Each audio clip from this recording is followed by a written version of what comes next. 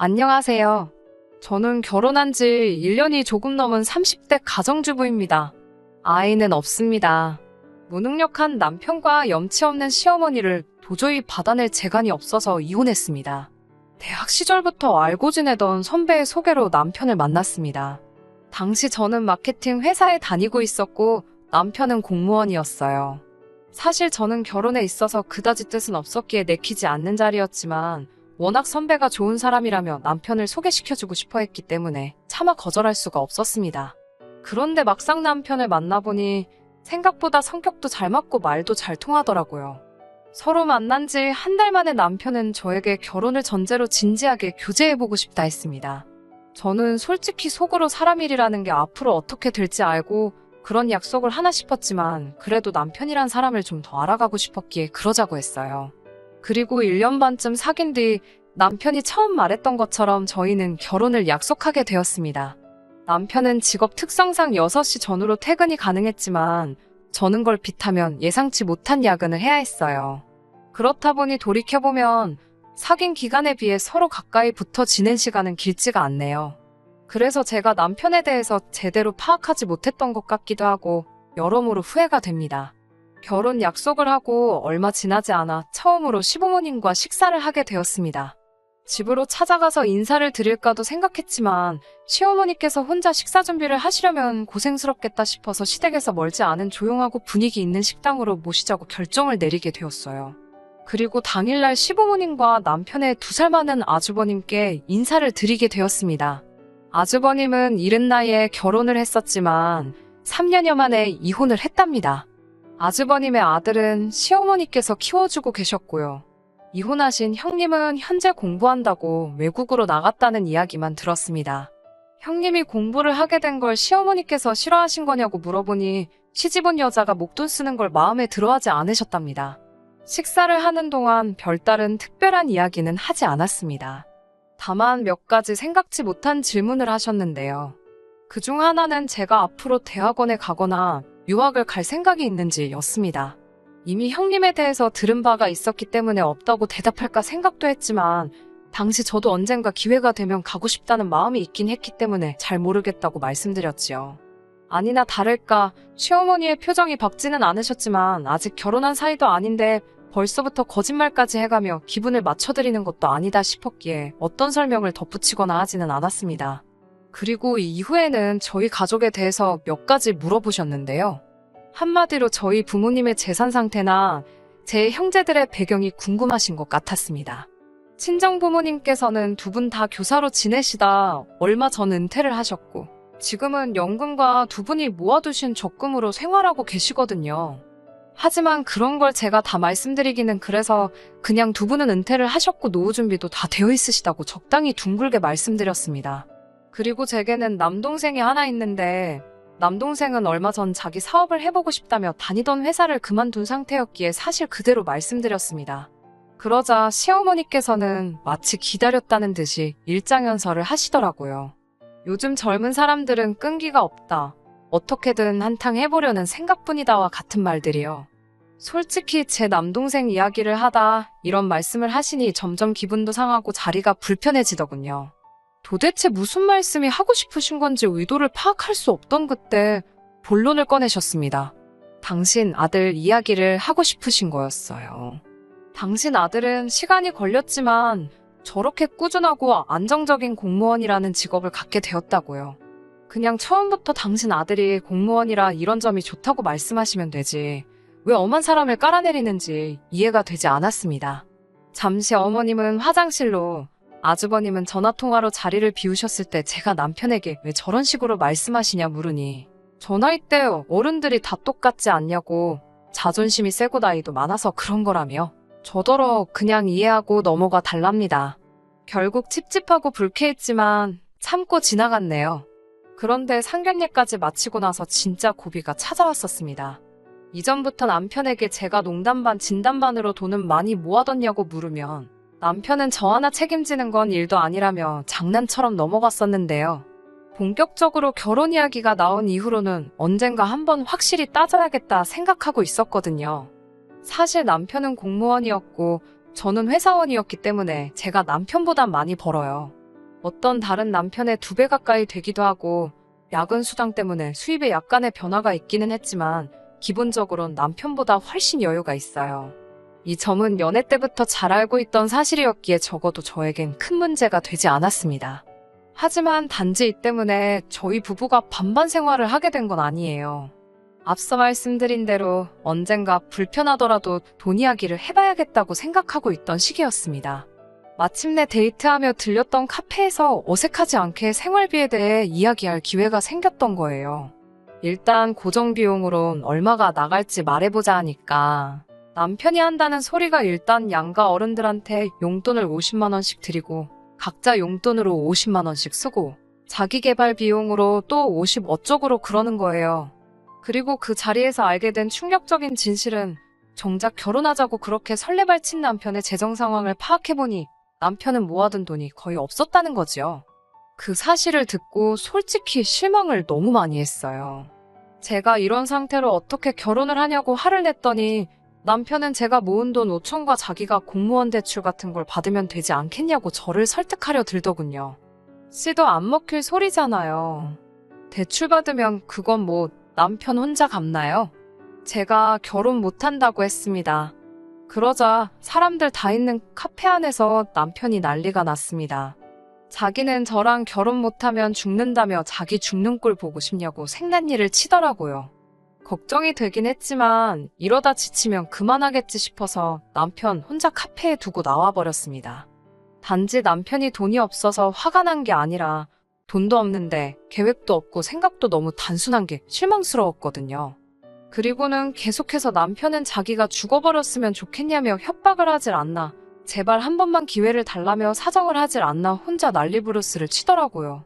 그러던지 말던지 내버려뒀습니다. 남편이 어떤 해결책을 가져오길 바랬어요. 그렇게 한 2주 정도 지났을 무렵 남편에게서 사진 하나가 도착했어요. 제가 원하는 대로 해주려고 했는데 잘 안 됐다며 병원에 누워있는 사진이었습니다. 지금 생각해보면 생쇼지만 그때는 그래도 제가 남편을 사랑하는 마음이 있었는지 심장이 저 바닥까지 쿵 하고 떨어지는 것 같았어요. 그리고 곧 이어 시어머니께서 집을 해줄 테니 당신 아들과 결혼하랍니다. 사람부터 살리고 봐야 되지 않겠냐고요. 그렇게 시어머니가 구해주신 오피스텔에서 신혼살림을 시작하게 되었습니다. 이게 작다는 건 절대 아니고 감사했어요. 친정어머니께서 혼수를 해주시겠다 하셨지만 오피스텔이다 보니 기본적으로 필요한 건 다 갖춰진 상황이었어요.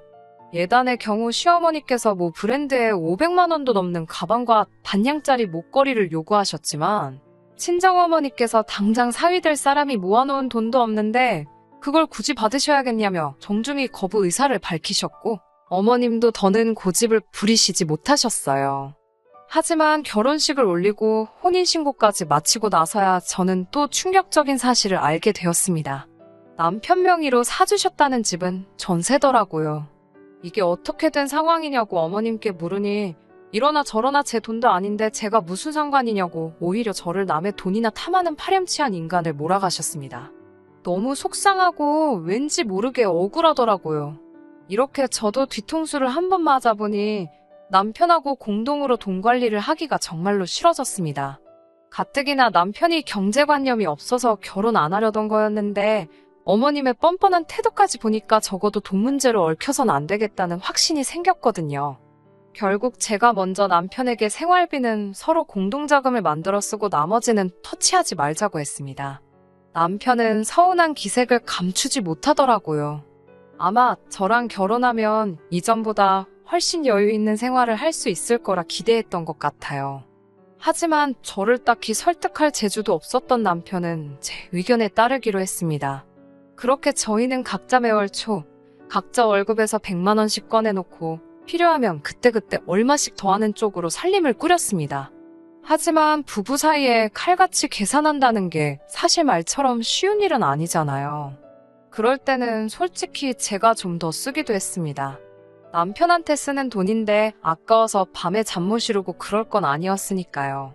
하지만 저희가 이렇게 산지 한 반년쯤 되었을 때입니다. 주말 일요일 아침이었는데 누가 미친 듯이 초인종을 누르더라고요. 모처럼 늦잠 좀 자려는데 정말 짜증이 나더군요. 인터폰을 확인하니 시어머니가 문 앞에 서 계셨습니다. 너무 놀라 남편에게 어서 가서 문을 열라고 했고 곧 이어 시어머니 목소리가 온 집안에 쩌렁쩌렁 울렸습니다. 다짜고짜 저에게 너는 생각이 있냐면서 화를 내시더군요. 무슨 일 때문에 그러시냐고 묻는데 옆에서 남편 얼굴이 울그락불그락거리고 있었어요. 어머님이 저에게 저희 집 경제력을 네가 쥐고 흔드냐며 물어보시더군요. 그게 무슨 말씀이시냐고 저희는 각자 벌어 각자 관리한다고 말씀드렸습니다. 그게 사실이니 숨기거나 없는 사실을 덧붙일 이유가 없잖아요. 그러자 시어머니가 저더러 아직도 뭐가 잘못된 건지도 모르고 당당하답니다. 정말 영문도 모르고 욕을 먹으니 짜증이 나더라고요. 무슨 일로 이러시는 거냐고 재차 여쭤보니 어떻게 당신이 집까지 해줬는데 경제권을 남편에게 주지 않았냐 그러시더군요. 황당해서 집 해주실 때 그런 말씀은 없으시지 않으셨냐고 물었습니다. 그리고 정확히 말하면 이 집은 저희 명의로 해주신 집도 아니고 저한테 해주신 건 아니라고 꼭 집어 말씀드렸어요. 당연히 제가 이렇게 말하면 어머님이 기분 상해하실 것도 알고 있었지만 두리뭉실하게 말씀드렸다간 저만 천하의 못된 인간이 될 것 같더라고요. 어머님께선 잠시 할 말을 잃으신 듯 저를 가만히 노려보시더니 그래서 너는 시어머니 용돈도 못 주냐고 물어보십니다. 그건 또 무슨 소리인가 싶었어요. 각자 부모님 용돈은 알아서 챙기는 걸로 진작에 말이 된 상태였거든요. 대신 얼마를 어떻게 얼마나 자주 드리던 그런 것들은 서로 터치하지 않기로 했고요. 그런데 상황을 보아하니 남편이 두어 달 전부터 어머님께 제가 돈을 안 줘서 돈이 없다며 안 드리고 있었답니다. 남편은 시어머니 뒤쪽에 서서 저를 바라보며 이상한 사인을 보내고 있었어요. 손가락으로 이를 만들고 짜증나게 윙크를 해대는데 말 그대로 한 번만 도와달라는 소리였지요. 하지만 시어머니가 이렇게 세게 나오시는데 제가 대신해서 욕받이 할 이유가 없잖아요. 저는 어머님께 저희는 각자 경제권을 가지고 있고 부모님 용돈도 각자 챙기기로 했다고 알려드렸습니다. 참고로 남편도 저희 부모님께 한 번도 용돈 드린 적 없지만 어머님이 혹시 돈이 필요하신 거면 제가 일단 드리겠다고요. 그러자 이번엔 제가 시어머니를 거지 취급했다면서 난리가 났습니다. 저더러 눈치도 센스도 없다며 여우 같은 마누라랑은 살아도 공 같은 마누라랑은 못 산다는 소리도 못 들어봤냐고 그럽니다. 도대체 뭘 어쩌라는 건지 싶었어요. TV 속 며느리들처럼 호호 웃으며 흰봉투에 용돈을 넣어드리면 시어머니가 적당히 거절하는 흉내를 한두 번 내다 어쩔 수 없이 받아주는 그런 그림을 그리셨나 싶기도 하더라고요. 결국 남편이 어머님을 강제로 모시고 밖으로 나가면서 상황이 일단락되었습니다. 저도 저대로 화가 많이 났고요. 도대체 남편이 돈을 어디다 쓰고 있는지 모르겠더라고요. 비록 각자 관리하고 있지만 저는 이렇게 모은 돈이 당연히 우리의 공동자금이기도 하다고 생각했어요. 언제까지나 이렇게 오피스텔에만 살 수 있는 것도 아니고 이사를 가려면 당연히 목돈이 필요하잖아요. 그런데 남편은 뭐가 됐건 뭐는 족족이 돈을 다 썼다 생각하니 허탈하고 배신감까지 들었습니다. 진심으로 결혼을 잘못한 거 아닌가라는 걱정과 후회가 되었지만 차마 어디다 털어놓을 수도 없었어요. 부끄럽고 창피하고 낯뜨거운 이야기니까요. 그러다 제가 결정적으로 남편과 이혼을 결심하게 된 계기가 있습니다. 시어머니가 그렇게 난리를 치고 떠나신 이후로 남편과 제 사이는 이미 조금씩 틀어지고 있었어요. 남편이 미안하다, 자기가 생각이 짧았다며 사과를 여러 차례 해왔지만 이런 남자를 믿고 평생을 살아야 한다고 생각하니 자신도 없고 암담한 마음이었거든요. 그렇게 몇 달이 지나가고 저희는 필요한 대화만 나누는 사이가 되었어요. 처음에는 이 모든 상황이 답답하고 짜증이 났지만 나중엔 그것도 무뎌지더라고요. 그런 와중에 저희 친정 어머니의 생신이 돌아왔습니다. 아주 오래전부터 한갑대 여행을 가고 싶다며 특정 나라를 언급해 오셨기에 저와 남동생 그리고 친정아버지 셋이서 돈을 모아오고 있었는데 그 금액이 1,000만 원 정도로 커져 있었습니다. 금액을 정해서 모은 건 아니고 그달 여유 있는 사람이 조금 더 넣고 그런 식이었어요. 저는 회사에 휴가를 냈고 남편에게 저희 어머니 생신이라고 알렸습니다. 여행을 갈까 하는데 같이 가겠냐고도 물었어요. 어찌됐건 남편이고 사위이니까요. 그런데 남편은 장모님 생신이라는데도 자긴 그날 약속이 있다며 저만 다녀오랍니다. 그리고 당일날 아침에 제가 출발하려니까 잘 갔다 오란 말 한마디도 없고 돈 10만 원도 없더라고요. 솔직히 돈 10만 원이야 없어도 그만이지만 장모님 생신이라는데 어떻게 저렇게 인색한가 싶었어요. 저는 남편이랑 냉전 중이었어도 시어머니 생신 때 50만 원 따로 보내드리고 시부모님 모시고 외식도 했었는데 씁쓸하더군요. 하지만 제가 돈 10만 원 때문에 이혼을 결심한 건 아닙니다. 며칠 뒤 회사에서 일하고 있는데 시어머니께 연락이 왔어요. 당장 전화하라는 짧은 문자였습니다. 좀처럼 짬이 나지 않아서 점심시간이 돼서야 전화를 드릴 수 있었는데요. 다짜고짜 화를 내시면서 저더러 친정으로 돈 빼돌리냐고 물으셨습니다. 황당하고 어이없는 말에 그게 무슨 소리냐 하니 저더러 남편하고 10원짜리 하나도 나눠 쓰기 싫어서 반반 살림하면서 뒤로는 해외여행이나 다니고 그러냐며 저더러 신보가 고약하답니다.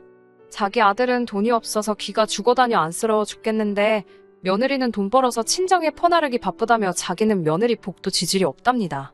첫째도 그렇게 지밖에 모르더니 저도 똑같다고요. 그러면서 친정에 갖다 바친 만큼 당신한테도 가져오랍니다. 그러면 이번 한 번만 봐준다면서요. 기가 차더라고요.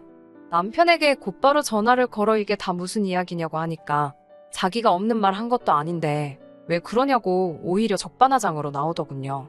저더러 어머님 생신 때는 돈 몇 푼으로 때우더니 정말 너무하답니다. 시부모도 부모라는데 그렇게 대놓고 차별하는 게 아니래요. 저도 그때는 악에 받쳐서 너는 우리 엄마 생신 때 뭐 한 거 있냐고 따졌습니다. 그러자 저더러 한다는 소리가 자기가 돈 많이 못 버는 거 알면서 남의 상처를 후벼 판다는 거예요. 자기가 있으면 안 해줬겠냐고요.